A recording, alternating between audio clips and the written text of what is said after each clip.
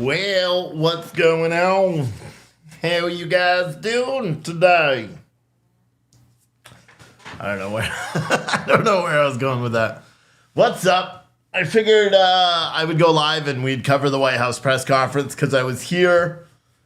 I'm waiting on something, and you know how like when you're used to like doing things promptly, you expect other people to do the same thing. So it's very annoying to me. So I'm just kind of in a waiting game right now, waiting for something, and I don't want to leave here just in case, it does go through. So it's kind of like a catch-22, and my nose is itching really bad, and it stinks because it hurts. So there's something like on my nose. It's a little swollen. I don't know what the heck. It's inside. Whatever. Anyway, it's interesting. It's been an interesting news day if you pay attention to the news. We know that additional documents, so a sixth document dump, at least, who knows what the actual number is now, but at least a sixth document dump was discovered with Joseph Biden, and this was in his Wilmington home. So I'm guessing today that's going to be the majority of the questions that are asked to Karine Jean-Pierre. They're going to be asking her why, she lied. So my guess is that the media is going to go pretty hard at that. Plus, there's breaking news out of New York. An FBI, like a lead FBI agent, has actually been charged with colluding with Russia. And now what's interesting is this guy he had ties to the Russian investigation or the Russia hoax investigation. Apparently this guy had ties to that investigation, and now he's been charged because he has ties to an oligarch, a Russian oligarch, and it's crazy, man. It's almost like every single day something big happens, but it's not big enough to like take the limelight off of something else. Do you know what I mean? Like in terms of the news, typically what happens is like, for example, a year ago, if Joe Biden, news came out that Joe Biden had classified documents in his home, it would be swept under the rug by a huge news story. Now you have all these huge news stories, but every single time another news story comes out, that would, take the focus off of Joe Biden, they find more documents, which is kind of crazy. Because like, I think on the fourth time they found documents, I said something big's going to happen. Something big's going to happen because this is too much negative publicity for him. So they're going to spin it off and something big will happen and it will take the attention off of this negative publicity on Joe Biden. And there has been like the mass shootings and different things that have happened. And then more documents are discovered. And it's really crazy when you think about it that way. Also, I do know that 3 police officers were shot today as well. 2 of them are in serious condition. 1 is in stable condition. And then a 4th officer was actually bit by a canine officer. I forgot where that is because I don't have it up in front of me. But I know that the suspect is dead.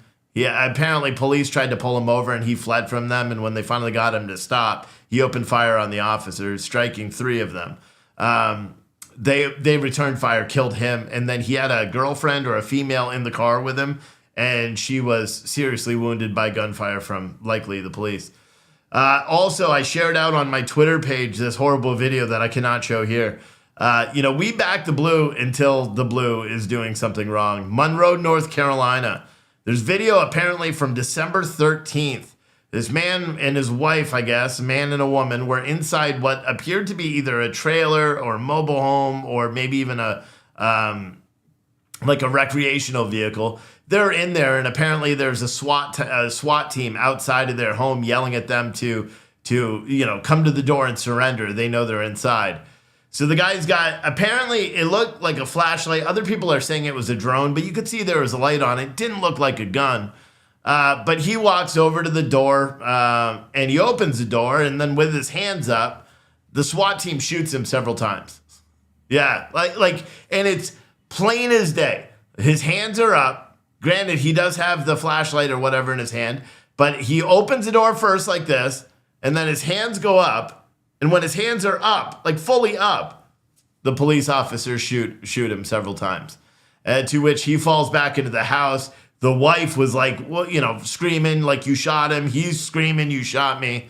And then finally, the police do come inside the residence where they discover there's cameras inside the residence. And the response is F, F, F, oh, F. We have there's cameras, F, oh, F, we're F'd. Literally, the cops say we're F'd. So you would think that there would be some sort of, the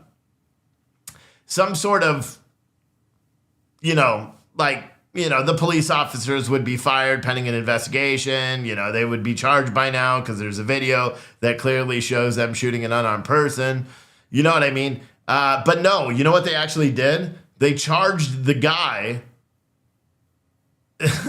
They charged the guy for not coming out of his home quick enough and all this stuff. And in their police response, or in the police report, it actually says he was confronting officers. It literally says that. All the news articles I was able to find on it say he confronted officers. It's the craziest thing. Go look on my Twitter, because what I did is, and I got creative about it, because I put an article first and I said, read this article. And then after that, down in the thread, I'm like, watch this video. And then after that, then someone else posted the video of the officers going, oh, fuck.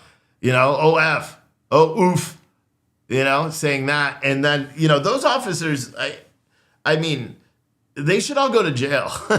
There's no other way to, think about it. And a lot of people are trying to apologize for the officers, saying, well, maybe they thought it was a gun, it was dark, and all these other examples. That's not what an officer's job is. The officer's supposed to determine a threat. Now, there has been case examples where police officers go into a home and someone is holding a cell phone or a flashlight, and they are shot and killed or shot and wounded by officers who only discover that they didn't have any weaponry.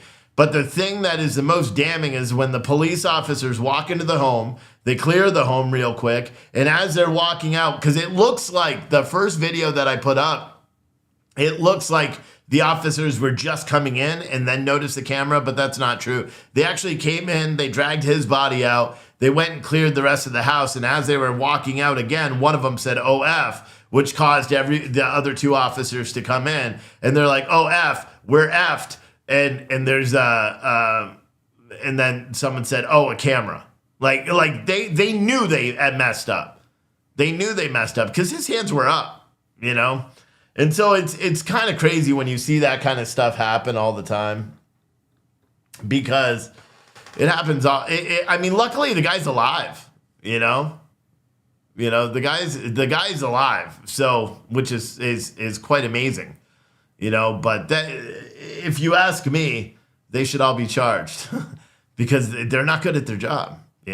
Someone said he was holding the small police robot that had a flashlight and camera on it. They asked him as they pulled him out of the RV where the robot was. Oh, so that was their robot?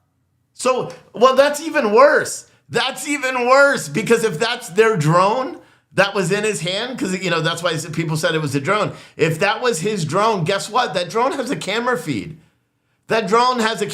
So he probably grabbed the camera, right? Discovered that it was in there, and then he walks out. So they knew that he wasn't holding a gun. They knew he was holding the drone because they would have saw it swinging back and forth as he was walking. Wow, I didn't even know that was a drone. That's even worse. Because they could be like, oh, he's got our drone. He's holding our drone right now. Well, then you only have to look at one hand because he's got the drone in the other hand. So they shot him for holding their drone, which is insane. It's insane. So hopefully all those police officers are locked up. Someone said Memphis is bad. It's not Memphis. This is Monroe, North Carolina. And I believe Monroe, North Carolina is where, isn't Monroe, North Carolina where those, what do you call it? The electricity stations or whatever from last month? Isn't that the same area? Wasn't that Monroe, North Carolina? I could be wrong. Where those, what the fuck are they called? Substations, sub-electrical stations, whatever, where they were shot up. Wasn't that the same Monroe County? I believe it was. But that was Monroe, North Carolina, so maybe there's a different one. But I assume they were. Dave said they say 6 items were found. Yeah, it's not 6, whatever you call it. But, this is going to start, and I think I have everything all set up. By the way, guys, how many of you guys got my email? If you're signed up for our email list, you are the ones that got the exclusive email. There's a lot of you. There's like 5,000 of you. But I sent an email to everybody about some new products that we have on Pure Truth Coffee. And we have extremely limited quantities of them. So we have the flags, which you can't see it here because it's not there anymore. It's over there because I was doing a photo shoot for our coffee. But I have the Rockies woodworking flags. Those are up for sale, free shipping. They're $225 because they're huge flags. So, and if you Google, a big custom woodworked flag and look, that's the average price. I tried to get right in the middle. So those are $225. And when you buy one, you're supporting one of our viewers who has a woodworking business because we are buying the flags. It's not like you just gave them to us. So then what else are we doing? We also put the ammo cans up for individual sale. So it's just strictly ammo cans because I know a lot of you guys were asking, you didn't want the coffee, you didn't want to buy the coffee, but you wanted ammo cans. So we got those up there now too. You can find all of those things under the gear tab, but I'm telling you, if you want to get one of these custom Rockies woodworking flags, you better get your order in now because we only have 6 flags total. So you better get them in. We got 2 regular American flags, a traditional flag, 2 thin blue line, and 2 thin red line flags that are available right now. And again, free shipping on them because I kind of built that into the price to make it easy. Because otherwise people are going to be like, oh, I'm not paying $50 of shipping. So I was like, I'll just, pay for it. It's not $50. It's like $38, but whatever. Because we got to use UPS. The ammo cans are expensive to ship because they're heavy as hell. So, but yep. That's the deal. So hopefully you guys are going. I don't know how many people are on. Look at that timing. Man, I'm good. I'm good like this. Good afternoon, everybody. Good afternoon. Happy Monday. Afternoon. As many of you are tracking, this week, House Republicans will vote to raise gas prices on American families. The contrast in priorities could not be more stark. The president spent the last 2 years, as you know, doing everything he could to lower gas prices for American families, and prices are down about $1.60 a gallon since last summer. Now, House Republicans are using their narrow majority to force the American people to pay higher gas prices just as big oil companies are amassing record profits. What's even more alarming is that this is not the only attempt by House Republicans' majority to raise costs on middle-class families. House Republicans are also pushing a tax increase on middle-class families, an inflation-worsening tax cut for the rich, and high prescription drug costs as well. These extreme policies would subject working families to immense financial pain and balloon our deficit, all just to benefit the wealthiest taxpayers and big corporations. Joining me today, as you all see to my right, is Energy Secretary Jennifer Granholm to talk about how the House Republicans' latest attempt to raise prices for American families will result in oil supply shortages and help Putin's war aims by interfering with our ability to release oil. Secretary Granholm, the floor is yours. Thank you for joining us. Thank you so much, Karine. Appreciate it. Hello, everybody. Honored to be here again. As Karine said, President Biden really has been singularly focused on reducing costs for American families, especially energy costs, especially both transportation as well as at home, whether it's increasing the biofuel blends of gasoline to offering additional funds through weatherization for lowering costs for low and moderate income households. But particularly, he has acted to shore up additional oil supply following the market disruptions that were the result of Vladimir Putin's invasion of Ukraine. Coordinating with allies and with partners through the International Energy Agency, he secured globally a collective release of 240 million barrels of oil from strategic petroleum reserves worldwide. As Karine said, the average price of a gallon of gas is now down about $1.60 from last summer's peak, about a 30% decline. And in fact, prices are lower today, gas prices are, than what they were at the start of Russia's invasion.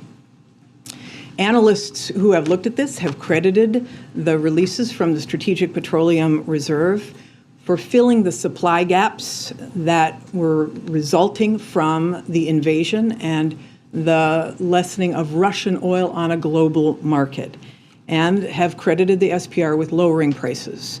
Earlier in January, for example, the global head of energy analysis for the oil price information service said, and I'm quoting him, his name is Tom Kloza, "There's no question that SPR sales mitigated the price impact of crude last year."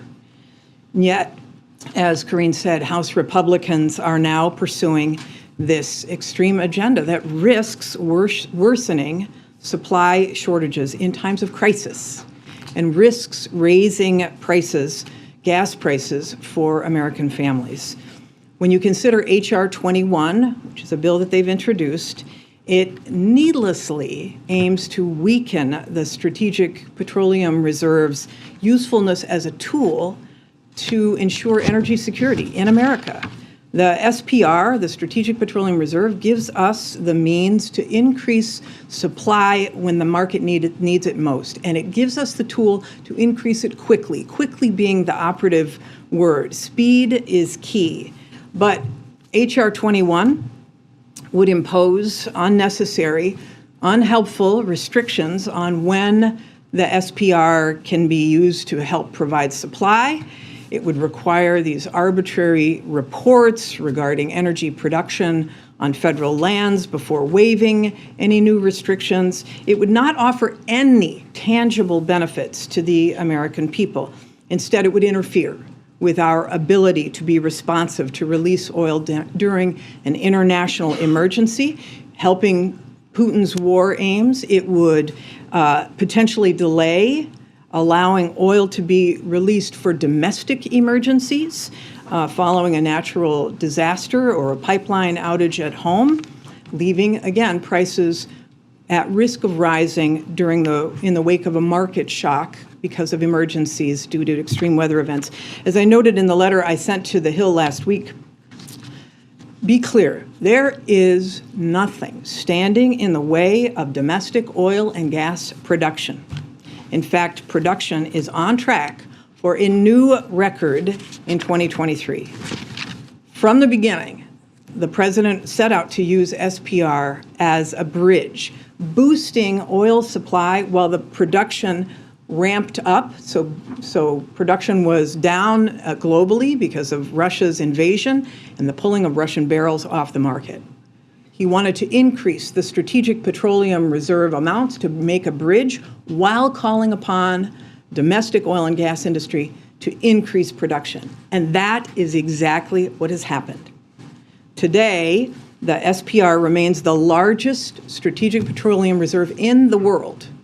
And with our plans to refill it at the lowest, at lower prices than what we sold at, the use of the SPR not only saved Americans money, but these releases will end up delivering a return for taxpayers.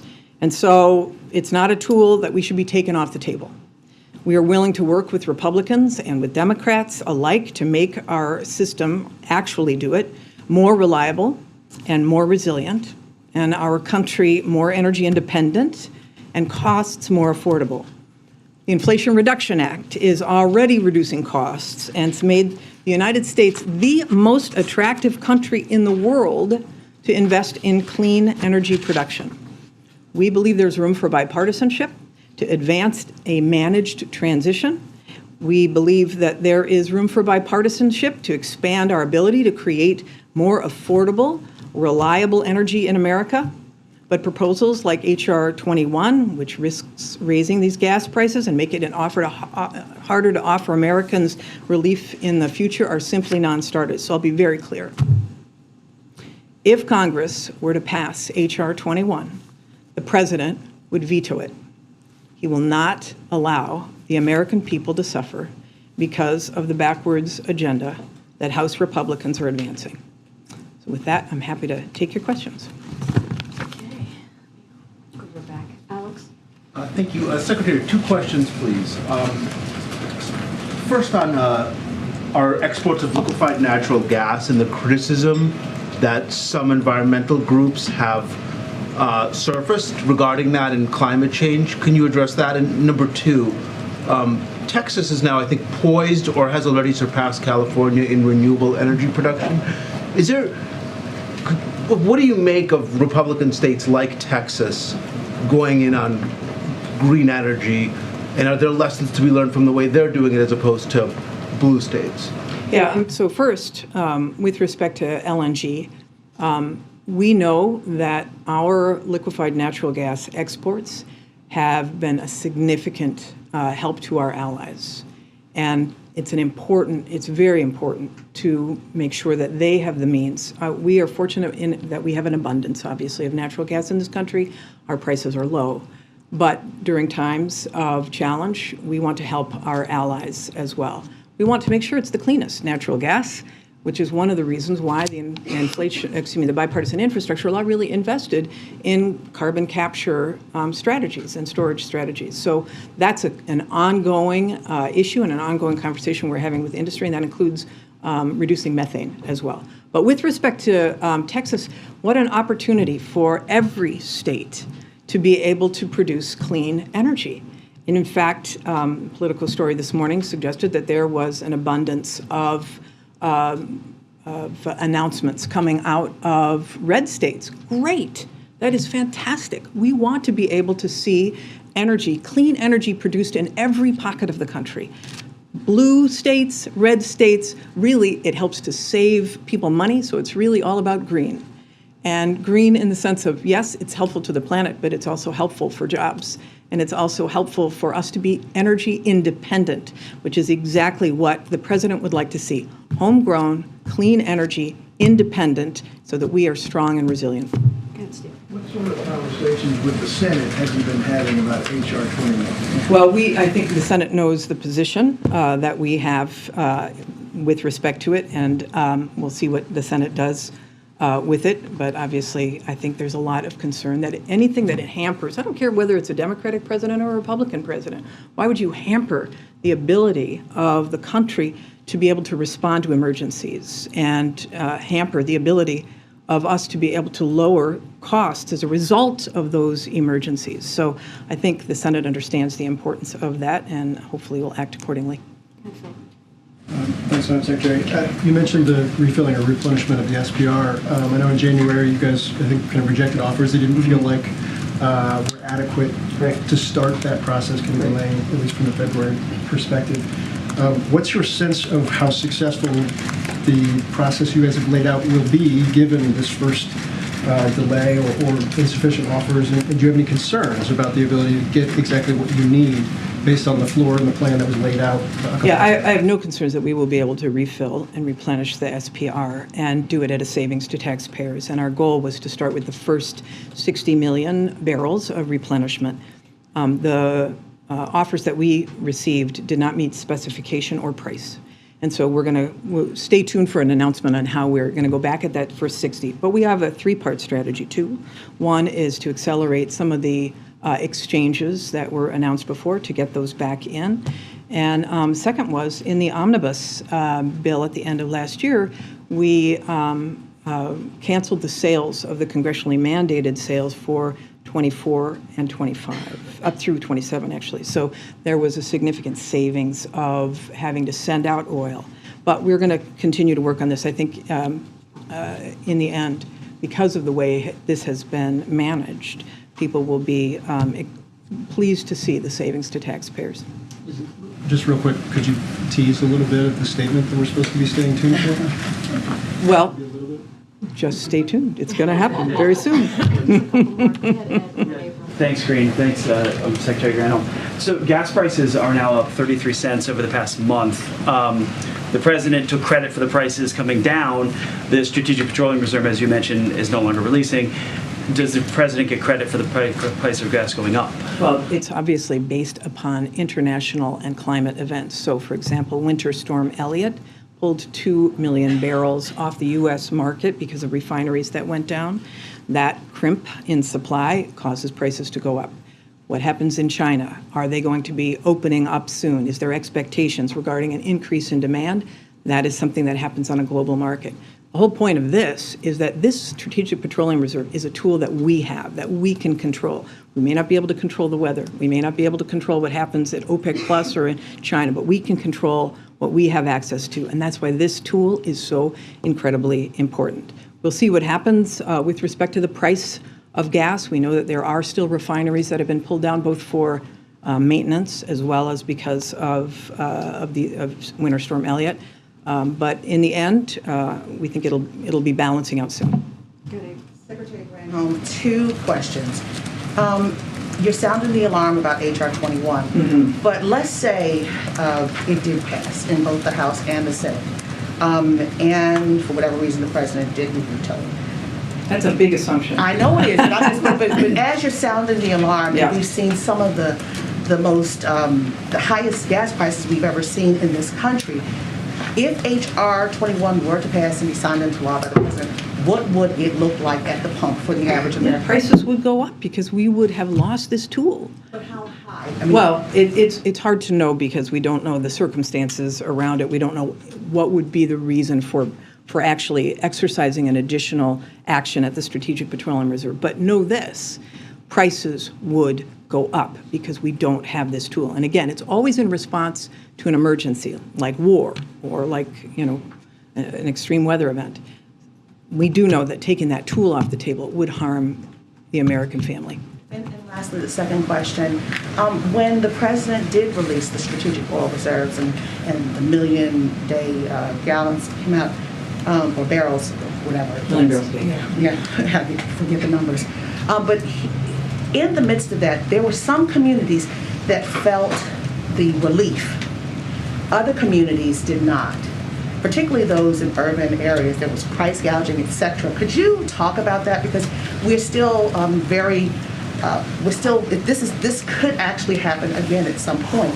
And could you explain why there was such a difference in communities with gas prices in one community versus the other? Yeah, I mean, there are definitely differences in terms of infrastructure across the country. And so some rural areas, for example, or some who might be at the very end of a line, or may not even have a line, that may get it trucked in, it takes longer and it's more expensive. If you're not near a refinery, that's another reason why the transportation costs are tacked on at the pump. So you're seeing, for example, when refineries go down in regions, then the prices go up in those regions much more than they would nationwide. So a lot of it depends on local infrastructure. Specifically the urban areas, because there was still a big pinch in urban areas with these gas prices when the outlying communities, particularly majority white communities, were seeing the drop to $3, and many of these urban areas were seeing $4 and $5 gas prices. Could you speak to that? Yeah, here's what I would say is that obviously gas station owners are often owned by individuals. Most of them are not part of the branded oil companies. Most of them are owned by individuals. And so if an individual is taking advantage in a region, that is something that, for sure, I know I did when I was an attorney general, state attorney general should go after, because gouging is illegal. You cannot take advantage of a crisis to jack up prices in that way. So we encourage local law enforcement to really get on it, because that should not be happen absent some other infrastructure lack that might cause prices to go up. Okay, last question, Julia. Since you oversee the nation's nuclear arsenal, and it's 11 months now with the war in Ukraine, has anything changed in your management, maintenance, and so forth of the nuclear arsenal, given the potential concerns of war and some of the threats that have come from Russia? Well, it is clear that we are singularly focused at the NNSA of making sure that we have a stockpile that is safe, secure, and effective. And so all of the modernization plans that are happening at the NNSA are are pointed in that direction. So it is, we're watching this very carefully, obviously, but people should know that we have incredible relationship with the Department of Defense and incredible professionals who are experts at the NNSA who are focused on making sure that those three things, safe, secure, and effective, are the adjectives that we apply to the stockpile. Thank you so much, Secretary. Okay, thank you. Appreciate it. Thanks You for bet. coming again. It's always good to have you. Thank you. Okay, just a couple of things and then we'll get going. Thank you, guys. As you saw last night, the President and the First Lady shared their condolences for those killed and injured in the deadly mass shooting in Monterey Park, which is in California, as you all know, this past weekend. The President was briefed early yesterday morning by his Homeland Security Advisor, Liz Sherwood Randall, and directed her to ensure full federal support for local officials responding to the situation. She continued to provide him with updates throughout the day and evening. Our team continues to be in regular contact with law enforcement officials leading the response, and the President has been briefed today on the latest developments. As the President said last night, while there is still much we don't know about this attack, we do know how deeply it has impacted the AAPI community.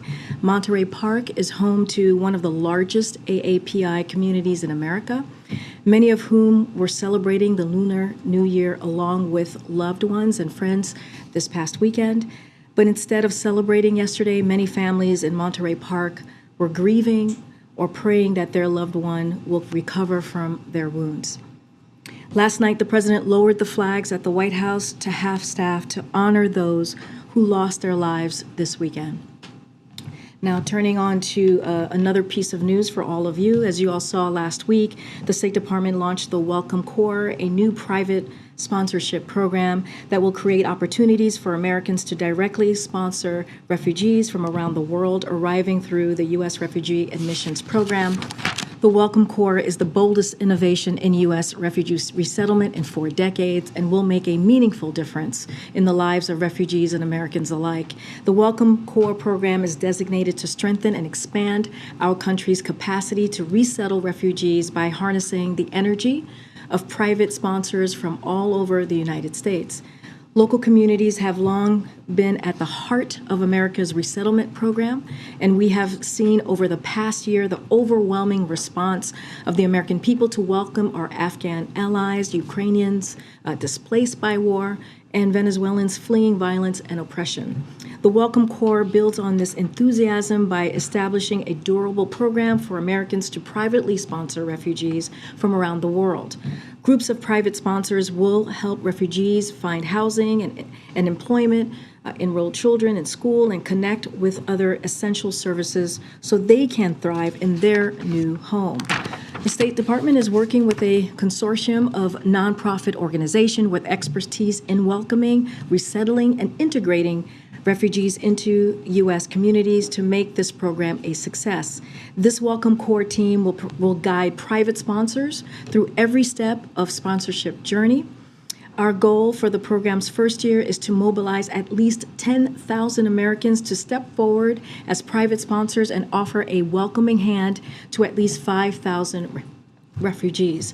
I'm proud to share we're already off to a strong start thanks to the generosity and tremendous support of Americans across the country, nearly 250 diverse organizations representing every sector, national and community-based service organizations, veterans groups, and a wide diversity of faiths have already joined in expressing their support for the program.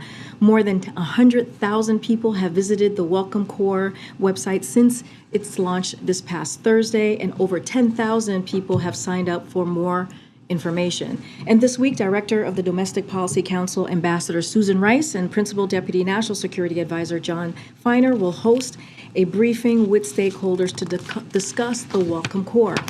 President Biden made a commitment to rebuild, enhance, and expand the U.S. Refugee Admissions Program, and the Welcome Corps is one of the many ways in which we are doing this. We encourage anyone who is indeed interested in sponsoring refugees to visit welcomecorps.org to learn more about the program. Finally, we have a preview for some new travel on the President's schedule for next week.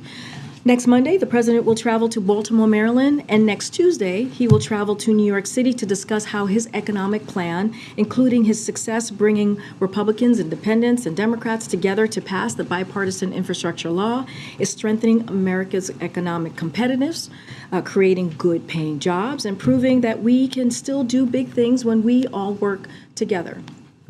In Baltimore, the president will discuss how bipartisan infrastructure law funding will replace the 150-year-old Baltimore and Potomac Tunnel, as many of you have probably experienced and gone through during your outing in your cars, to address the largest bottleneck for commuters on the Northeast Corridor between Washington, D.C.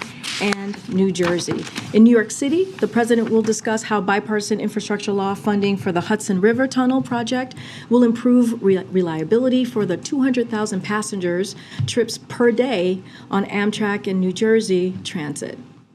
Both projects will create good-paying jobs, including union jobs, lower commuting times, and enhanced safety. These two critical, important projects funded by the president's bipartisan infrastructure law, much like the Brent Spence Bridge project connecting Ohio and Kentucky that the president visited just a few weeks ago alongside Senate Minority Leader Mitch McConnell, along with thousands of other projects across the country, will make life better for people in communities nationwide.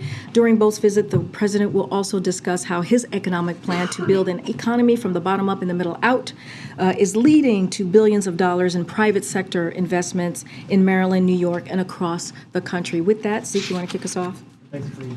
The president and the vice president have any plans to visit the community of Monterey Park and Menlo this weekend? Sure. No, it's a good question. Don't have anything to share at this time on any travel to California, specifically Monterey Park at this time. But if that changes, certainly we will share that with all of you. And then over the weekend, there was a reporting that Ron Klain will be stepping down as chief of staff, being replaced by Jeff Zients. Can you confirm that, and when will that change or will be effective? So look, I know many of you have a lot of questions on this. I know that you might have a lot of questions today on this particular story. Don't have anything to preview or share or announce at this time. I do want to take just a personal point of personal privilege, as when the president was senator would say. Look, Ron has been an incredible boss. He is someone that I've enjoyed working with every day. And many of us, and I think all of us here, are part of the Claniacs. If you don't know, I would suggest you go on Twitter and find out what the Claniacs are. But he has been an incredible leader, an incredible boss, as I just stated, and we credit the president, as we should, for the impressive legislative successes, historic successes that the president has had the first 2 years. But in part, it was because of Ron's leadership, incredible leadership, that we were able to get that done. So again, don't have anything to share with you all today on this front, but again, Ron has been an incredible leader these past 2 years. Just an out of context praise for Ron. And then I'll let my colleagues follow up on that one. And then finally, feel free. I'm sure they won't be shy to follow up. On the FBI search of the president's home Yes. On Friday, the president, when the initial batch of documents were reported a couple of weeks ago, said he was surprised that they were classified documents found at the Penn Biden Center. Was he surprised that there was classified material found at his home on Friday, as well as the prior discovery at his house a few weeks ago? So, look, again, there's going to be a lot of questions on this. I know my colleagues from the White House counsel's office has been pretty diligent on taking questions these last couple of days. There's going to be a call in less than an hour or so from my White House counsel office. And look, they're going to answer the questions from here. Any specifics to the Department of Justice, any specifics to this particular legal matter, I would refer you to the Department of Justice. I'm going to continue to be prudent from here. I'm going to continue to be consistent and make sure that those questions go to my colleagues in the White House counsel's office. Go ahead, Another question on the documents. You have said, though, from this podium many, many times over the last 2 weeks that this president takes the handling of classified material very seriously. and yet we continue to learn about more documents being found and discovered at his home, including now some that go back decades to his time in the Senate. So why should the American people believe that this president takes classified material seriously and the handling of it? Look, the American people heard from the president directly on this when he was asked by your colleagues at least twice now about how he sees this process. And he was very clear with the response of what we're currently seeing. And he says, I take this very seriously. He said, I didn't know that the documents were there. And look, I think as it relates to the American people and the president standing with the American people, it is going to be up to them to decide how they see this president. Look, this is a president that came into office, 9 million people had lost their jobs. The unemployment rate was 6.3%, and hundreds of thousands of small businesses had closed their doors. And in the past 2 years, we've created nearly 11 million jobs. The unemployment rate is at a record low at 50-year record low. In the last 2 years were the best years for small businesses applications on record. We talked about that last week, just from here.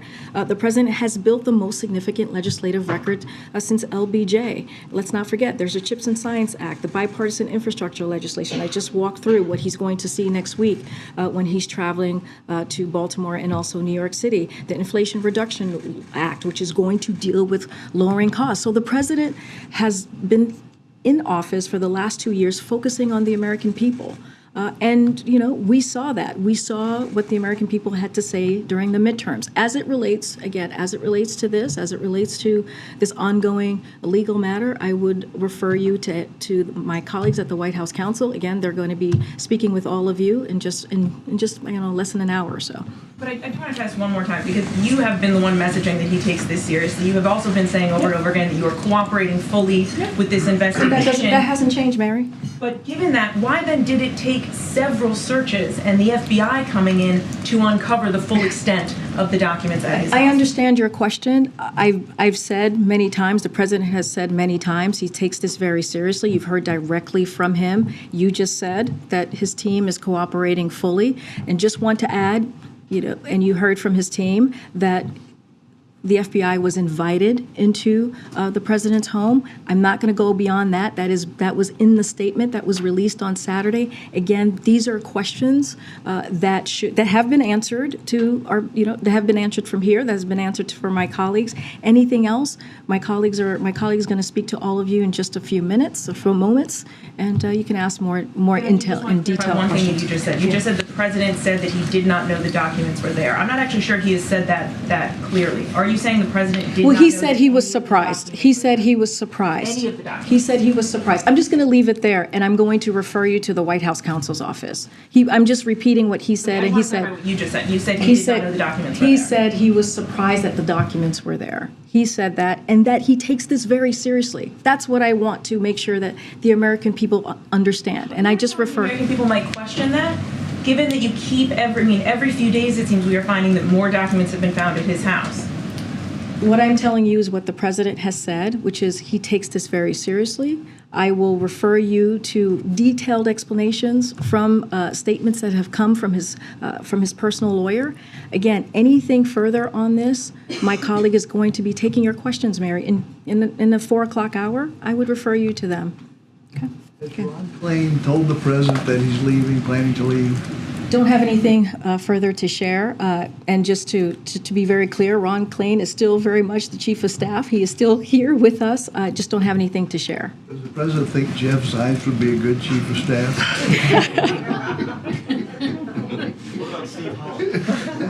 Steve Holland, do you want to be chief of staff? I think I hear a name. Someone just called you out as potential chief of staff material. This popped up on Friday. When will Speaker McCarthy visit President Biden? So don't have a meeting to share at this with all of you at this time. The president is looking forward to sitting down with Speaker McCarthy to talk about an array of issues. And this is normal, right? During a new Congress, it is normal for the president to sit down with the speaker to talk about how they can work together. You heard the president say this right after the midterms, how he wants to work in a bipartisan way with members of Congress to continue to deliver on the successes that he has had this first 2 years in good faith. He wants to do this in good faith. So once there's a meeting locked in, we certainly will share that with all of you. Go ahead, Phil. Thanks, Karine. On the debt limit, Senator Manchin today called the White House position on no negotiations, quote, not responsible. Yesterday, I think he called it a mistake. I understand where your position is. Is there any concern that Democrats not siding with that position could undercut the effort you guys are trying to put into place over the next 4 months? So just let me, look, lowering the deficit has always been a top priority for this president. As you know, he's lowered the deficit in record fashion at $1.7 trillion under his presidency. And he's always said he is happy to talk to anyone who wants to deal with that in a responsible way. But preventing default is a separate matter. That is a separate matter within itself. It is a basic responsibility for Congress. We've said this over and over and again, and I'll continue to say this. And it's a responsibility that Congress has to the American people. And so it must be done without conditions, even as they've pushed for tax giveaways to the rich. Republicans want to cut Social Security. They want to cut Medicare and other critical programs. And let's not forget, these critical programs have already been paid into. These are programs for veterans, for seniors, and taxpayers. This is what they're talking about taking away from these really critical programs for critical groups here. So President Biden will never allow Republicans to cut benefits that our hardworking Americans have earned. This is what they have earned. So, but I'll also note, as it relates to Senator Manchin and to your question, Phil, he agreed on the need to protect Social Security. He agreed on the need to protect Medicare and called on Republicans to take cuts to those programs off. This is, quote, off the board right now. And so just want to make that very, very clear as well. Are you actively asking Democrats not to break ranks on this issue? We've been very clear. We've been very public about this. You guys have all covered what we have said from here about how we see this process moving forward. It should be done without conditions. This is something that has been done 78 times when we were talking about lifting the debt ceiling in the past, since 1960. I believe this is not unusual. It was done 3 times in the past administration under Donald Trump. So this is nothing unusual. This is something that should be done without conditions, and we should not be taking hostage key programs that the American people really earned and care about. Social Security, Medicare, it should not be put into a hostage situation. And again, the president's going to continue to fight for those programs, and we're going to be very clear about how we see how Congress should move forward. Okay. Thanks, Karine. The president said last week that he has no regrets when it comes to the handling of classified documents. Why doesn't he have regrets, given that classified documents keep turning up? I talked about this last week. I'm not going to go beyond what the president said. Again, I would refer you to the White House counsel for anything further on this legal matter. Again, I spoke to this yesterday. Last Friday. I'm just not going to go beyond what the president. That's not a legal question. It's about his statement from last week. I understand, and I said I'm not going to go beyond what the president said, and I think it speaks for itself. I'm not going to go into what he meant or didn't meant. He laid it out. He said it to all of you when he was out I believe in California, when he answered one of your colleagues' question or when he addressed this particular matter. I'm just not going to go into what he meant or didn't mean. But going back to what Mary was asking, when the president says that he takes classified material and the handling of it very seriously, this weekend, top Senate Democrats who have known him for decades described this situation as unacceptable and completely irresponsible. What's the disconnect here? They also said, if I may add, that the president is handling this in the appropriate fashion, that the president and his team has been completely complying completely with the investigation. They also said that. And so I will leave it up to their comments up to them. I'm not going to go beyond what they have said, but they also said that piece too, and I think it's important to note that they believe that the president has handled this properly as well. Who's paying the president's private attorney on this matter? I mean, it's his private attorney. So I would leave it. I would just say it's his private attorney. Any questions, anything in particular to this, I would ask the White House counsel office. We've asked his private attorney at least 4 times, and they haven't given us an answer. don't we deserve to know whether he's paying for it or I hear super you. PAC? No, I totally understand, Nancy. My colleague is going to be speaking to you momentarily. You can ask that question in that conversation, on the record conversation with all of you. Okay. On Friday, when we were here, you were asked about the president going to Rehoboth and if that had anything to do with searches, and you declined to answer that. Did you know Friday there was a search going on at the president's home? So I'll say this, and I think I said this on Friday as well. They go to Delaware almost every weekend. We put out guidance last Monday. As you know, Monday night, that they would be spending the weekend in Rehoboth. So it was indeed pre-planned. So just want to put that out there. And I'll just, mention what was said in the statement just on Saturday, which is the DOJ requested that the search not be made public in advance, in line with its standard procedures. And we did adhere to that. As you could understand, that is something that we are going to take very seriously. And it was, again, a request from DOJ for us to make sure that we did not make that public in advance. Should we anticipate other searches are possible? That part, I would definitely refer you to the White House counsel's office. More broadly, given the fact that classified documents and their handling have been an issue, has the White House counsel put out any guidance to staff members here who have the opportunity to interact with classified materials to just reaffirm how that should be done? Or has there been any follow-up on proper procedures for staffers, not the president, not this circumstance? Yeah. No, I understand the question. Again, you're going to have an opportunity to ask that very question to the White House counsel's office about if they're going to, what's their next steps as it relates to staff. That's something that's better for them to answer, and they'll be speaking to all of you momentarily. Karine. I wanted to ask about the president of Turkey today said that he would not support Sweden's bid to join NATO. Obviously, the U.S. supports that. Is there concern that that bid could fall through? So just a couple of things that I want to make sure. I want to echo the comments of the Swedish Prime Minister, who said burning books that are holy to many is a deeply respectful act, and what is legal is not necessarily appropriate. As we have said before, Finland and Sweden are ready to be NATO allies. Both are members of NATO's Partnership for Peace and NATO's Enhanced Opportunities Partnership.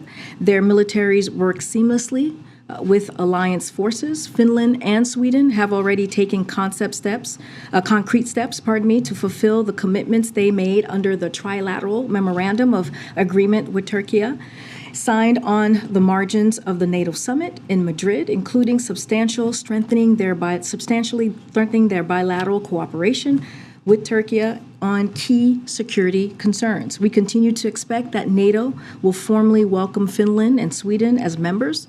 This will enhance their security as well as that of the Euro-Atlantic region. As their membership process continues, the United States is fully committed to Finland's and Sweden's accession. The strength of that support can be seen in our Senate's overwhelming bipartisan vote for their membership just weeks after their application was submitted. Did you mean disrespectful or respectful?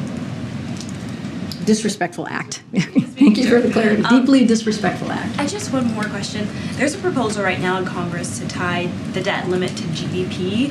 Would the White House entertain anything along those lines? So it's basically what I just laid out. Like when it comes to dealing with the deficit, it's something that the president has made his top priority. As I mentioned earlier, 1.7 trillion was the record, the record that the president was able to lower the deficit under his administration. Any ideas, he takes any ideas that come to him in a responsible way. He's happy to listen. But again, this is a separate matter. When you're thinking about preventing default, is a separate matter. And so he believes it should not be done. It should be done, without conditions. And it should be done in a bipartisan way, as it's been done many times before. I mentioned the number 78. That's been done 78 times since 1960, 3 times under the last president. Again, it should be done without conditions, and that's where we stand on that. Okay. As a follow-up to the question about Turkey, have you all spoken with Turkey since they expressed this public outrage? I don't have a conversation to read out to you at this time. I know that we've been asked if we see them as reliable partners. I was asked this last week, and my answer to that was yes. I want to ask you a follow-up actually about this new members reception that is coming up. Do you have any guidance on how many new members the president intends to have, and a follow-up to that, actually. Yes, no, it's a good question. Don't have any numbers to confirm to you at this time. Again, I would have to go back to the Office of Ledger Affairs. As you know, that process is run through them. Don't have a number to share at this time on who has confirmed to attend. And is George Santos invited? Again, I love how everybody laughed at that. Look, as you know, it's a event for the new member, the new Congress. So everyone is invited who is part of the new Congress. I just don't have a confirmation on who is attending at this time. But I understand the question. Just don't have that. Go ahead. All right, I hope you have an answer for this one. On the debt ceiling crisis, there's so many different agencies and different social programs that are impacted. But I want to ask you this, as we're watching this, once again, mass shooting, are there programs right now that are in jeopardy because of the debt ceiling that are targeted on gun violence, mass shootings, targeted on trying to fix this gun crisis in the nation? Look, to your first question, one of the things that we have called out is Republicans threatening to default, to force cuts on Social Security, to force cuts on Medicare, and that is indeed programs that could be at risk, which is why we continue to call this out, which is why we have said we should not be using this as a political football, which is why we have said that since 1960, 78 times, this has been done in a bipartisan way. And it is the basic responsibility of Congress to deal with this issue because there are programs that are incredibly important to the American people that would be in jeopardy if this is allowed. There's a couple of validators that I just want to read out to you. Mark Zandi, Moody's Analytics, said financial markets and the economy will crater. Larry Summers, former Treasury Secretary that many of you speak with, a default would be catastrophic. It would mean higher borrowing costs forever. And lastly, Wendy Elderberg from Brookings, it's playing a game with the U.S. economy and people's lives that I think is irresponsible. So yes, there are programs that will definitely be at risk if this is the direction that Republicans in the House decide to take. Another follow-up to this, are there efforts afoot in this White House, up and down Pennsylvania Avenue, to safeguard if there is this crisis that continues to loom? For instance, you talked about Social Security checks, not just Social Security, Medicaid, Medicare, and military checks and other items. Are you guys working on any kind of process to be a safety net so that the military can get paid, so that these checks can come out in the midst of this crisis as you're fighting about raising the debt limit? That is constitutional. So look, it's a very good question, and you're right. Veterans, seniors, our taxpayers. This is if Republicans go down this road, they will be the ones who are hurting here. We're going to continue to do what you've been seeing us do and hearing us from myself, from this president, which is call this out and say very clearly that Congress should get this done without conditions. And that's what you're going to continue to hear from us. Are there any meetings, any conversations about Plan B, Plan C, Plan D, if this does go into that moment where checks are I hear your question. I'm saying there shouldn't be a Plan A, Plan B, Plan C. There should not be. This should be done without conditions. We should not be negotiating around this. This is, again, the last president under the Trump administration was done 3 times in a bipartisan way. So again, we're going to continue to talk about this. We're going to be very clear and continue to have conversation with Congress. We are talking to Congress. I talked about this last week, how the Office of Ledger Affairs has been doing outreach to new members of Congress in particular to let them know who is their point of contact, what conversations, opening up for conversations on things that are important to them. And so we are having those conversations, and we'll continue to engage with Congress. But again, this should be done without conditions. 78 times that Congress has been able to do this, and it is their basic responsibility. Great. Let's see. Go ahead. Thank you, Karine. Tomorrow, Democratic congressional leaders will be coming to the White House. What does the president hope to achieve, and will the debt ceiling be one of the agenda items discussed? Look, a range of issues. As you know, this is how these conversations happen. There's always a long agenda of items that both sides want to talk about. Not going to get ahead of what the conversation is going to be or what's going to be actually discussed. But the president has said very clearly. He said very clearly when it comes to this new Congress, when it comes to moving forward to deliver for the American people, he wants to do this in a bipartisan way. He wants to build on the successes that we have seen the last 2 years. That has not changed, and that's working with Democrats. That is as well. Well, we've already mentioned that this is going to be part of a series of meetings that will be happening. We've talked about the president looking forward to meeting with Speaker McCarthy. So we've already said that. This is just one of the first of series of meetings. But look, again, the president right after a historic midterm elections for a Democratic president in 60 years, when you look at how the Senate turned out, when you look at that there wasn't an actual red wave that was being reported on, that he wants to do this and continue moving forward in a bipartisan way. That's what the American people wants us to do.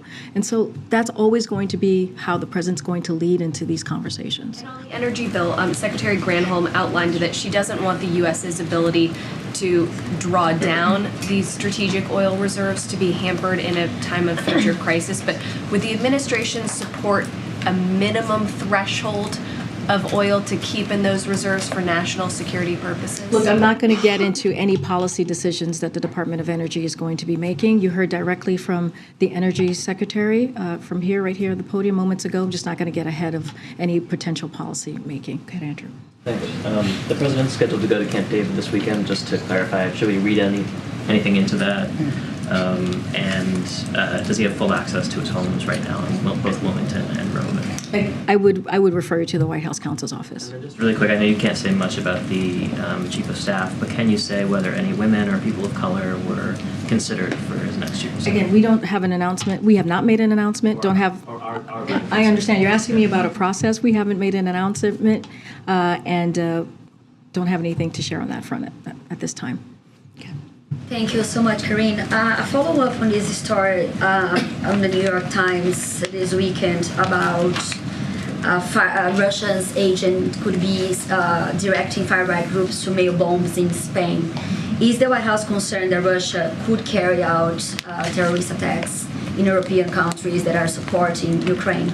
As you're asking about the letter bombs that was been reported on, look, I'm not going to get into intelligence matters or any ongoing investigation, but there are a couple of general points that I would like to make. First, we take extraordinarily seriously the safety and security of our personnel abroad, including at Embassy Madrid.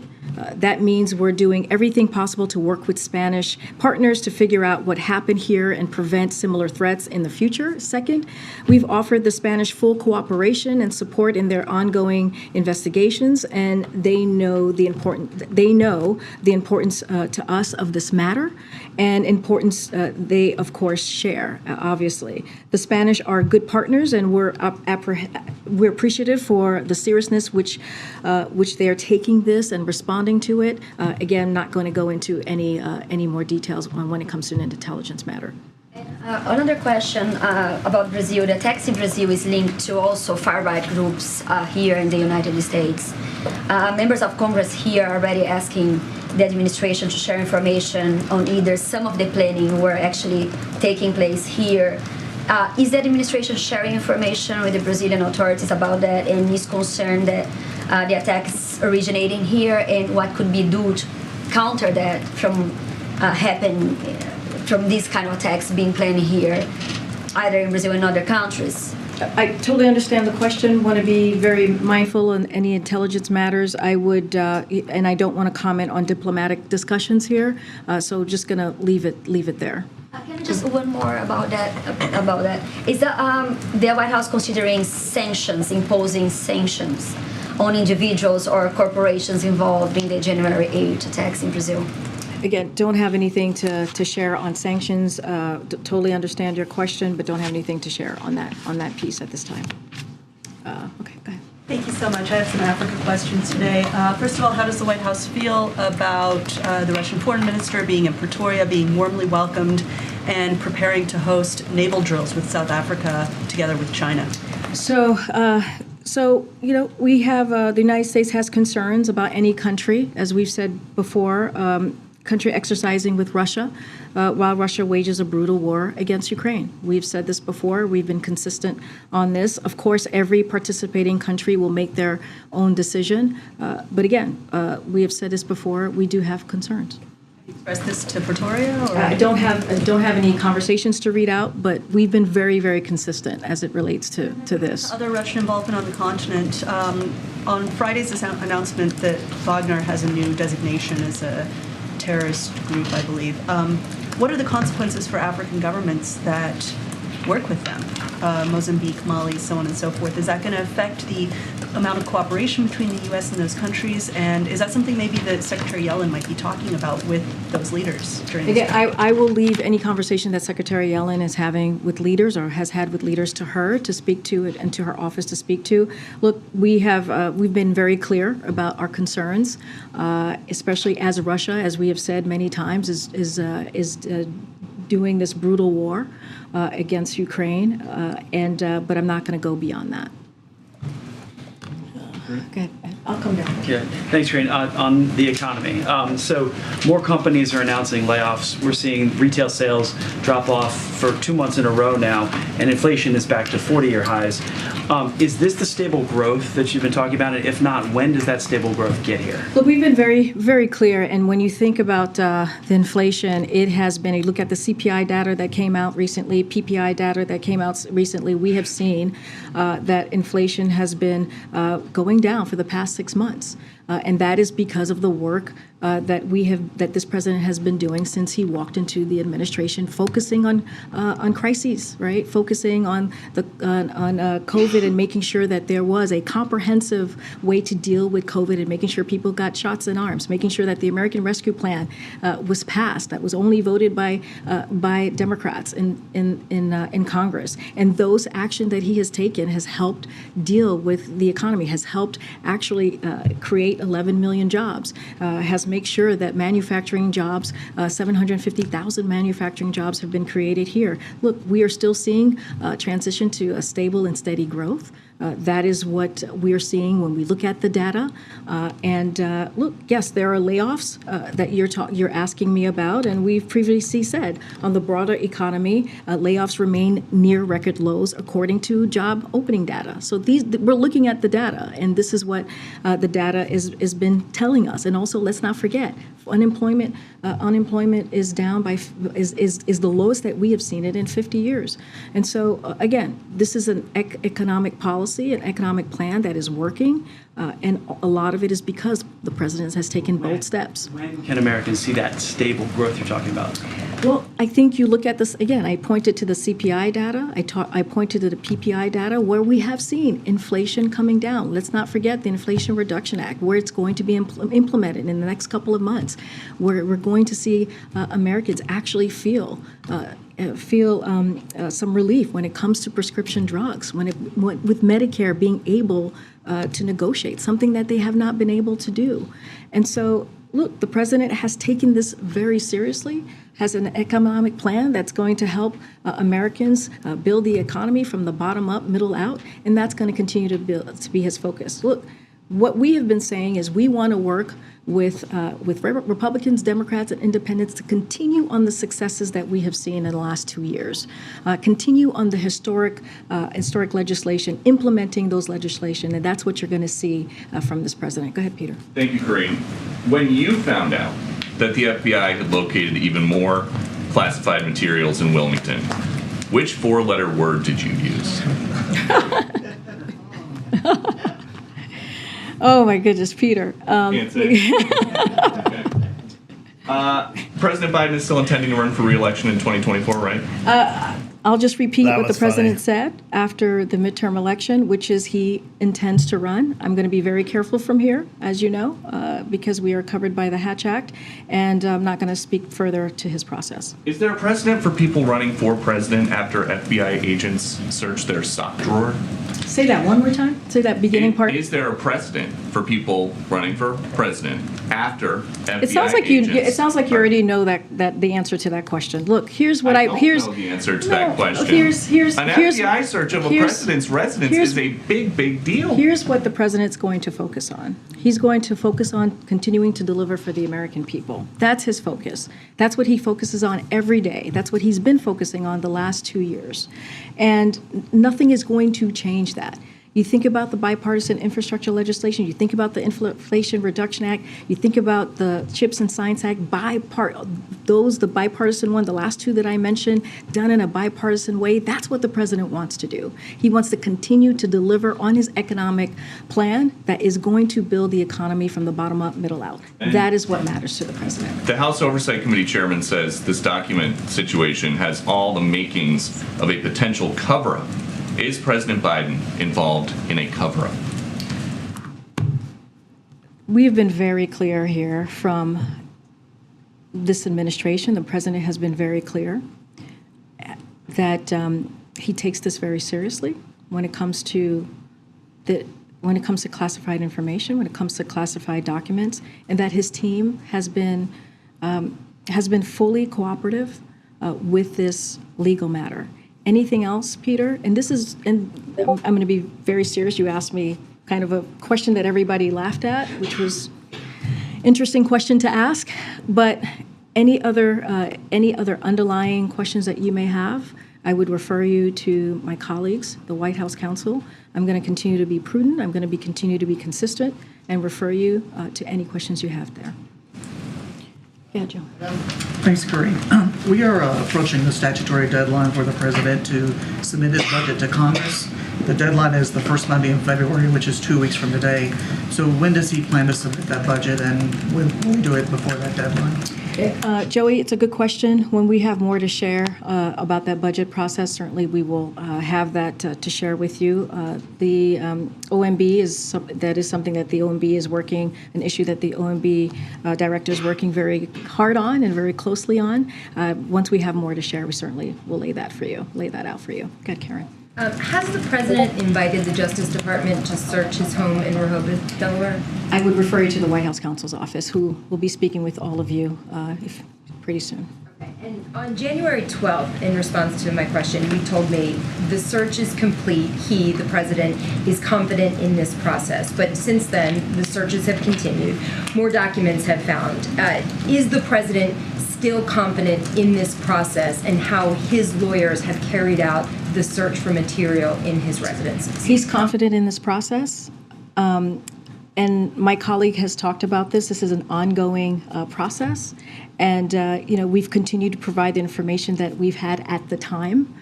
Anything else, specific underlying issues on this or questions that you may have, I would refer you to the White House counsel's office. And a non-process question then. We had a poll with Ipsos, ABC News Ipsos, that was taken before the most recent items were discovered that found that 64% of Americans believe the president acted inappropriately in the way he handled classified files. How worried is the White House that this issue is hurting the president's trustworthiness in the eyes of Americans?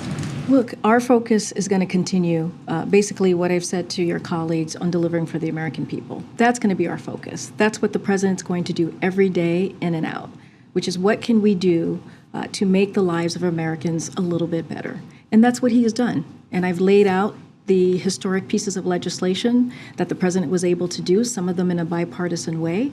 And many of the pieces of legislation that have passed by his economic policy plan has changed the lives and will change the lives of millions of Americans across the country. That's going to be our focus. I'm not going to go into, a rabbit hole or go into details or thoughts about polls. That's not what I'm going to do from here. What we're going to do is talk to all of you every day about what our message is to the American people and continue to have that healthy back and forth and talk about our policies, talk about what the president is doing again, every day with the vice president, with his team, to make sure that we deal with issues that truly, truly matter to the American people. Just yesterday, you heard from the vice president in Tallahassee, who talked about an issue that mattered to the American people. We saw that. right, coming out of the midterms, which is making sure that women's rights were being protected. When you think about Roe, yesterday it would have been 50 years of Roe, which was a constitutional right for Americans. And so that's what Americans want to continue to see us do, fight for their rights, continue to deliver in a way that they can feel it. Right? When it comes to gas prices, bringing those prices down. When it comes to healthcare costs, bringing those costs down. And that's really going to be our focus. Go ahead, Phil. Thank you. When you and the White House and the President all say that the President takes these classified documents very seriously, without commenting on the ongoing legal issue, what would you point us to that would demonstrate that seriousness? I'm going to really refer you to the White House counsel's office. I am. I'm going. I am. So the President continues to say that he takes us seriously, and you can't demonstrate how he takes it seriously? Let me just finish. Let me finish my answer. I'm gonna refer you to the White House counsel's office, and I'm gonna refer you to the statements that you've received from his personal lawyer. I'm going to refer you to the 45 minutes of conversation, of back and forth that my colleague has had with all of you last week. He's about to do another one where you can ask questions about this particular legal matter. Again, that's where this belongs. That's where I'm going to refer you to. But again, you've seen the statements.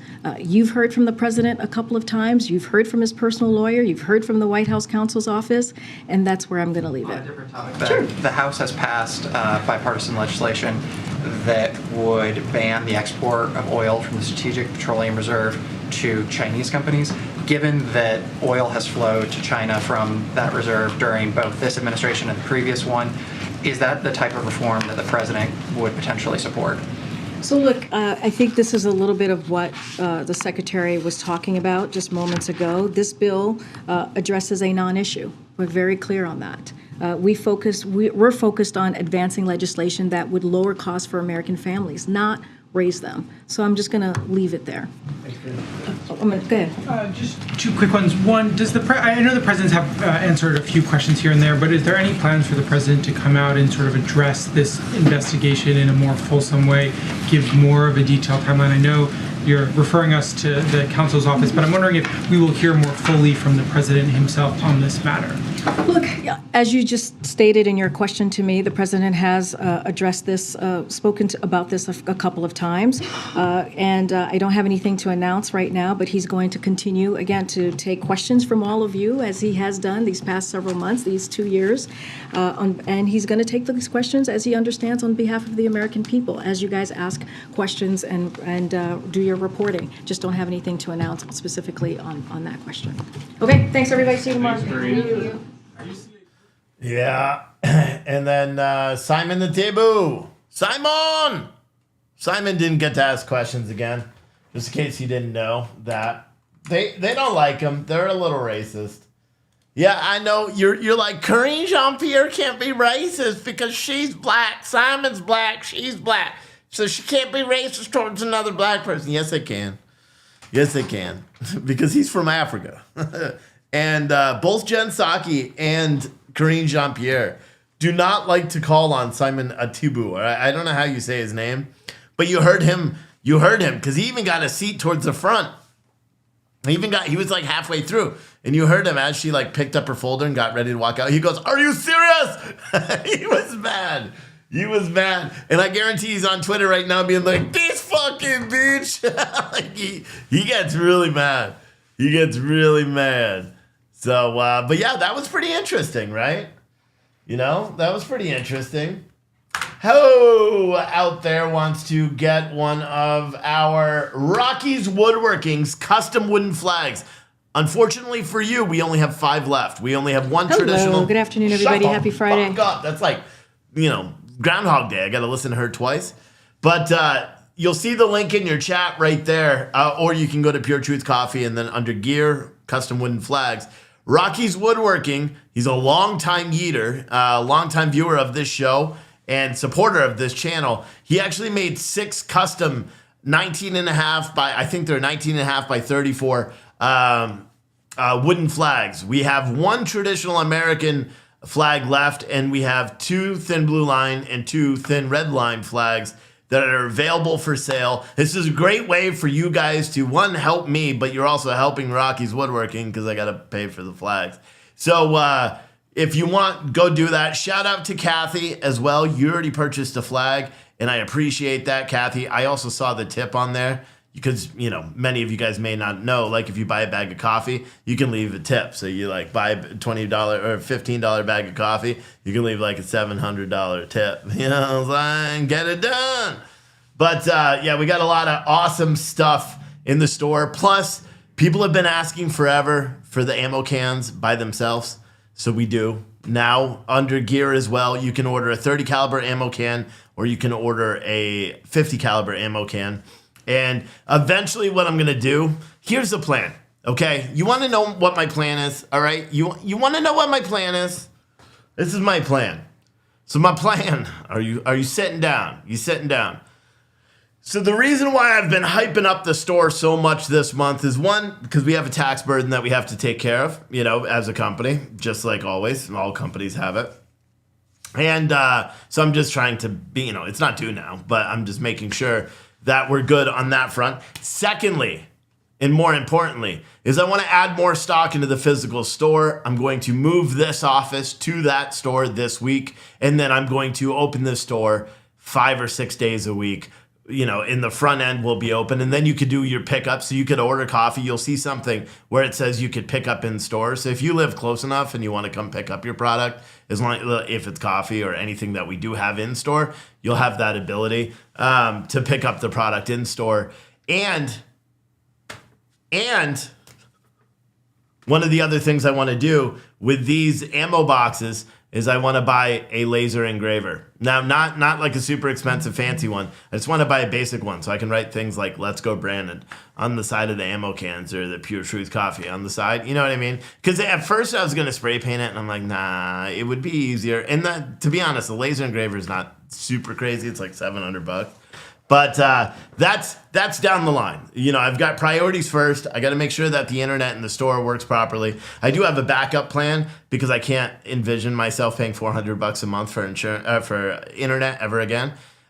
So if I can't get that figured out, then what I'm going to do is I pretty much won't do live streams because, well, I'll do very few live streams, but they won't be.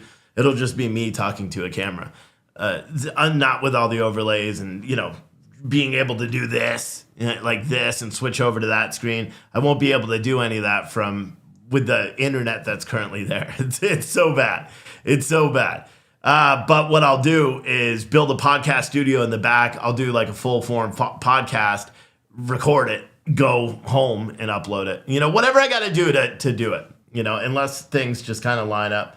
We've been busting our ass, getting everything done. But yeah, it's been a crazy couple of days. You know, what I did shows all weekend, even though I said I wasn't going to. Friday night was a late show. We had a great day in sales. Today with the sale of the flag that Kathy bought, we're doing okay. I'll be honest, we're still quite a ways away from our goal, but there's 2 people checking out right now, so maybe they want to get the flag. They want to get that flag, because if they don't buy that flag, then they're not going to get nothing. Oh, also, Brad, Bruce, and Desiree, you guys got gift cards. So I figured out how to finally do it. So you guys got gift cards in your email. So make sure you check your email. That way you could stop spending money in the store. Because, well, it's like your money, because you're like you know, an investor. But yeah. That's it. And some of the other cool stuff that we're going to be doing, someone said you could set your stream rate a little bit lower. Yeah, I mean, I live streamed the other day on Facebook, and it worked. You know, but I just think that if I'm running other browsers and stuff, there's going to be a lag on the internet, and it's gonna dull out. I can't envision. I can't pay $400 a month for insurance or for internet, and that's what they charge businesses. I may be able to get a different route, but they want more, you know, money to start that. Or I even thought Starlink, but then that's $2,500 to start Starlink for a business. It's just rural, you know. So there's just, you know, I got to do whatever. But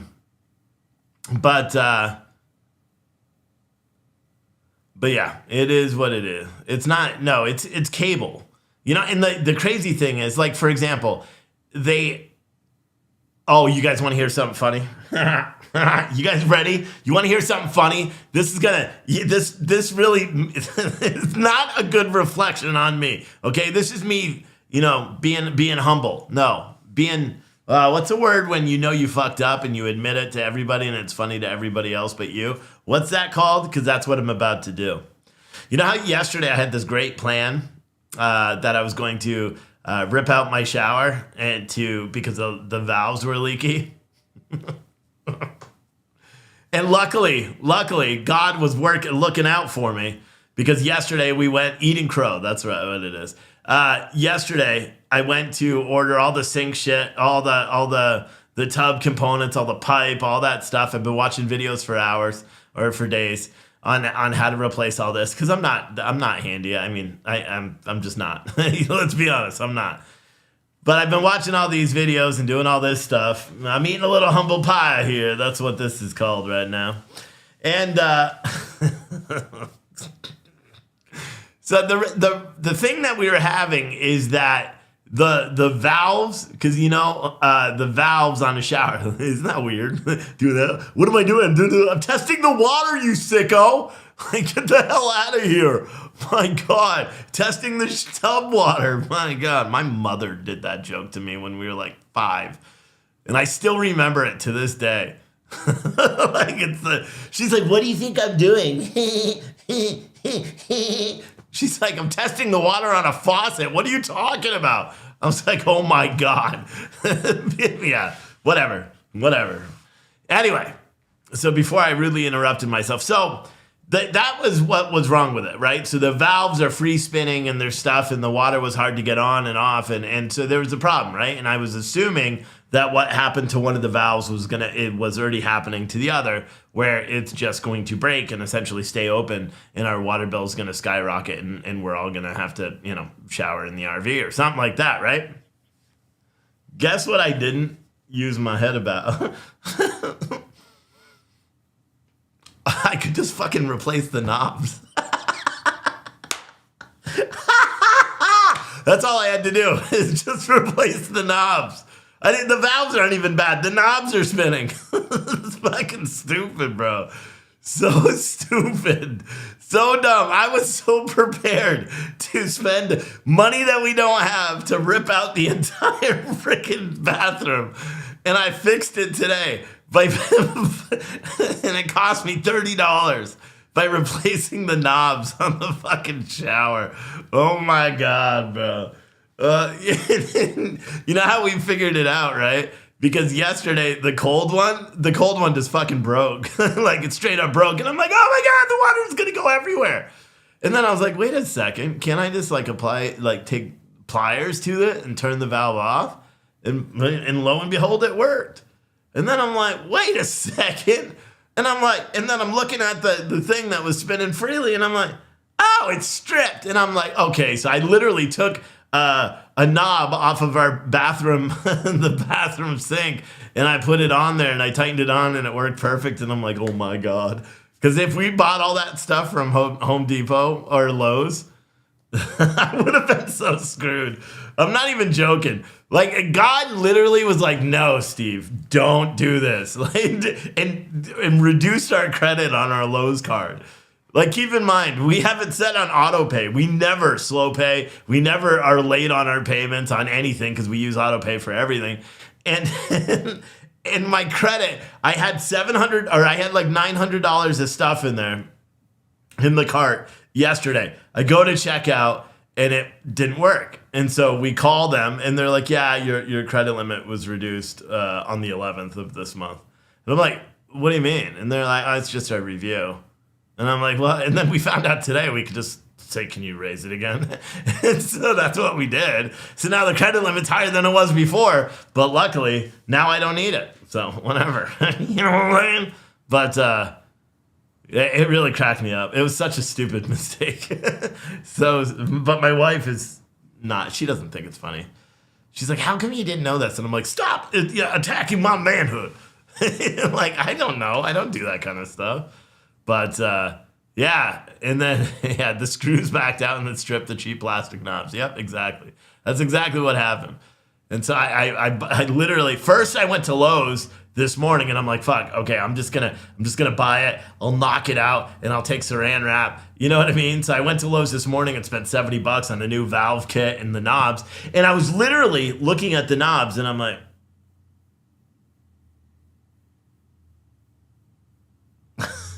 so then I went to Ace Hardware right by my house. And I'm like, do you sell just the knobs? Because Lowe's doesn't do it. I'm like, do you sell just the knobs? And they're like, of course. And so I bought them. And within like 5 minutes, it was all done. And now my shower's fixed. And yeah, so stupid. So stupid. But weren't you guys like impressed? Someone said now you get to keep Netflix. No, you know what? So I spent this morning, all right? You know, my wife is like, we got to cut Netflix. Save money. You know how much we spend on total for monthly subscriptions for our house? Not including our household bills, just subscriptions like TV, stuff like that, PlayStation. This is going to blow your mind. How much do you think it is? You know, for all of the monthly subscriptions that we have for our house. How many of you guys, by the way, while you're debating that, how many of you guys have went to our website and bought the custom wooden flag? Let's go, guys. These are great. We don't have many. I think we only have 4 more because I think one person bought one just now. Yeah, so we don't have any of the traditional. Now we have a thin blue line and a thin red line flag available. If you want to buy that, I'll put it in the chat. How much do you think our monthly subscriptions are? I see all the chats in there. Some of the $350, $800, $300, $400, $152. That's what we pay. $152. We have YouTube TV. We have Philo, so I could watch Live on Patrol. We have Paramount, so I could watch Yellowstone, and then the Mayor of Kingstown. If you guys are not watching this, you need to, because that. And I'm not going to give any spoilers. It is one of the best shows I think that's out there. Mayor of Kingstown on Paramount. It's amazing. It is such a good show. I love that show. Yeah, 100. It's like I closed the. Oh no, is the spreadsheet open? No, yeah, it's open. $165.94 is what we spent, and that gets us Philo. That's our OnStar. Granted, we had internet in my wife's car because it used to be my car, and I use the internet all the time, so I turned that off. I saved some money. I mean, I did cancel some subscriptions because like some we never use. But we have Philo, so I can watch Live on Patrol. We have Paramount, so I can watch all the other shit that I just said. We have Hulu. But then a couple of weeks or a couple of months ago, my father-in-law called. He's like, "Hey, Steve, I want to watch a hockey game. Do you have a something?" And I'm like, "No, I don't have ESPN Plus, but I'll sign up for it. Whatever." And then as I'm signing up, I was Googling something, and it's like, "Oh, get the bundle. Hulu, Disney, and ESPN Plus." And I was like, shut the fuck up. Get the fuck out of here. Because I think I was paying like $17 a month for Hulu. And then like $11 a month for Disney Plus for my kids. Bro, you know what I pay now for Disney, Hulu, and ESPN Plus? $11.99. Yeah, because I got a discount because of my phone, Verizon or something. And then, no. $16.98 is Hulu. And then Netflix is $20. YouTube TV is $64. Boom, that's it. PlayStation. But I don't know how to cancel. I don't know. Like, PlayStation was charging me every month, and I think my son's going to get mad at me because I canceled it today because I couldn't figure out how to log in. So I just found an email, and I'm like, fraud. Because I couldn't figure it out. But yeah, Verizon's giving you 300 channels for $13. Yeah, but we don't have anything here. So like in my town, like where I live, where my house is, we only have a company called Shentel. Now, Shentel before with just internet for our home was $200 a month just for internet. Okay? But then now Xfinity is coming into the town and they're dropping fiber all throughout our town. It's all under construction all the time. So someone posted online, if you call Shentel and tell them you want the new pricing, they'll give you new pricing. So I called Shentel and I'm like, yo, give me the new pricing. And they're like, done. I went from $200 a month for like a 1,000 gigabyte down to $80 a month to like 1,500 gigabyte down. I'm like, it's so stupid that they could just drop the price like that. Why were they charging so? And that's the same company that has the $400 a month fucking internet. You know what I'm saying? So, but but there's no other providers. Like in Woodstock, where my store is, there's no other providers. So someone said, has the conference started? The White House, the media conference that you're talking about is not going to be live today. Whoa, is Live on Patrol live? I don't need to. I'm not going to cover that. But the lawyer one. So we'll. The State Department was holding a briefing, but the White House counsel, they don't do media. It's the same thing they did last time. They're not going to do a live media feed, from what I understand. Yeah, they're not going to do a live media feed.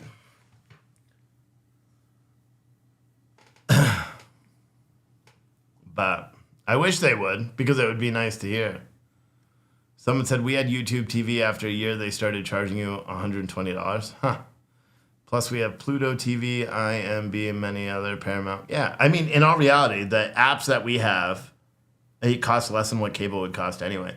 And one of them, like Paramount, has Showtime as well, because I like some shows on Showtime. But yeah, it's crazy stuff, man. It's crazy stuff. I don't care who you are out there. Crazy stuff, man. I thought someone else was gonna go in there and buy one of those flags. We got 4 more flags, and then we got the ammo boxes. If you guys want ammo boxes, buy the ammo boxes. They're wholesale prices, so you're not even gonna find them. I even priced them cheaper than where I buy them. Like where I buy them, because I buy wholesale. You know, reseller and all that stuff. Where I buy them, I put my ammo boxes cheaper than what they sell to the consumers on their website. So, how about them apples? Because I don't need, the ammo boxes are not my forte. But once ammo cans. But once I do get the laser engraver, I'm just gonna, like, you know how with a mug, I'll create a mug real quick? It's the same thing with the laser engraver. That's what I'll do. So I can write any message on the side of these ammo cans. There's gonna be so many raunchy messages on the side of these ammo cans once I figure it out. But here's the ammo cans. The only problem with the ammo cans is the shipping's expensive because it's heavy as shit. Okay, like with the flags, I can eat the shipping, but I can't, with the ammo cans, they're heavy. So I think a 5-pack is like $30 to ship, depending on where you are. And, if you order 10 of the ammo cans, it's like $60 to ship. Because, I buy them by the pallet. So, you got to do what you got to do, But Craig Davenport said, watch Tulsa King. Yeah, I do watch Tulsa King, and that's a good show. It's over, though, now. Someone said, are you going to cover the other briefing regarding the documents found? That is a White House counsel. They will not televise that briefing. From what I understand, maybe if someone could find me a link, but the White House counsel, even the last briefing that they did, they refused to have it be on the air. They refused. So my Are you going guess to is talk that, about the Tyre Nicholas case? I don't know what a Tyree Nicholas is. I don't know who that is. So no, I'm not going to talk about it because I don't know who it is. The one thing I need, another ammo can, LOL. My wife would kill me and they are full, but I donated a couple weeks ago and bought a shirt last year. I feel I help when I can. Yes, you do. But yeah, you do. And you don't need to. Here's the thing. Like, we are right now on our store, we are halfway to our daily goal. Okay? So, and which is good because normally it takes like 10 or 15 orders to get halfway to our daily goal. But because we've sold 2 flags so far, we're halfway to our daily goal with 3 orders, right? Because there was a coffee order this morning. All of our coffee's in stock. Every bit of our coffee's in stock right now. So if you want, go to the classics and order some of our coffee, because what I'm doing, everybody that got a shipping notice that your coffee shipped yesterday, your coffee didn't. It's sitting in this room. It's all packed. It's all ready to go. I can't make it to the post office because it's already closed. But tomorrow I'll go and drop it off. I already have the manifest. The 3 ammo box coffee packs. That's why you guys were waiting just a bit longer than you should because the Italian roast, I forgot to print labels. So I had to take, like, otherwise I would have dropped it all off at the post office today. But I forgot to print the labels for the Italian roast. So I had to come all the way. See, this is a problem with here. What I need is like one person to go buy like $6,000 worth of shit in my store. Like, come on. Buy like all the ammo cans, buy all of our hoodies, just buy one of everything in our store. And then, I'm good. But this is like an infomercial. I know. Who was that? Mike B yesterday? Don't worry, he shouldn't be in the chat because I think we banned him, or we should have. And that's what I'm doing now. I do have a 100% policy for scumbags, meaning I'm just banning you. I'm not even going to engage. Like for a little bit, remember Natalie, the 5 black cops killed this tired dude in Memphis. I am sure you heard of it. No. Oh, well, I didn't know the guy died. Yeah, it was a black dude, right? And they were all fired. I didn't read any articles about it. Mike B was banned, yeah, because then he went on Facebook. So that girl Natalie from the other day, right? So she turned straight up stalker and was contacting me on every single platform that I'm on and commenting on the videos, writing that and like, see, here's the thing, which is weird because she's been watching a really long time and she knows that I'm a litigious fella, right? Luckily, I'm just not anymore, because she wrote that she bought our coffee and it was the absolute worst coffee and they all had to throw it away on Christmas. Doesn't she understand we keep a record and we could tell? And the only thing she ever ordered from me was a year ago and it was a Let's Go Brandon hoodie. And you guys all loved those hoodies. They were amazing. So like, I was so tempted just to be like, Brad, my lawyer, just go after him. Just get him, Because I have her address. She placed one order a year ago for a fucking hoodie. Like, why do that? I've never had negative reviews.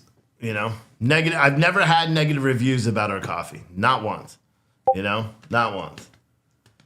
But hopefully you guys all go and buy some coffee today. All of our classics are in stock. And again, now with the classic roast. So that's the Awake Not Woke, Wake Up America. Pardon My French is back. I didn't even realize that wasn't even on here. When I switched up everything, Pardon My French got like pushed off to the back end. So nobody could order. That's why nobody's been ordering Pardon My French. I'm like, it's literally one of the best roasts we have. So that's back on the store side now. So you can order the Pardon My French.